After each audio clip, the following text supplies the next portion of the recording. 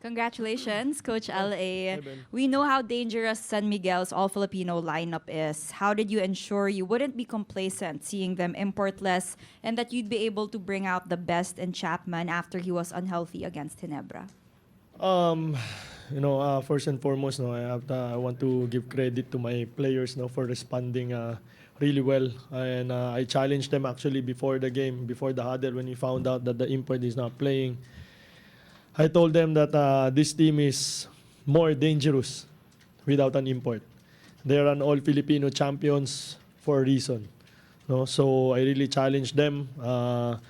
Kasi mas mahirap talaga sila, mas nakakatakot kalaban ng San Miguel pag all-Filipino. And, they responded to the challenge. And that's what I really like, what I'm seeing right now in Magnolia, in my team. No? Honestly, I keep on challenging them, every practice. Minsan nga masasakit na yung sinasabi ko sa kanila eh.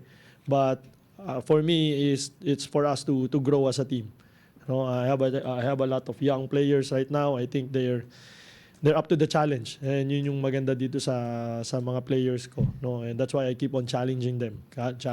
So tonight, I have to give credit to my players for responding to that after a sorry loss actually on a Saturday game, last Friday game. No? So nag-respond sila. So that's what we need. No?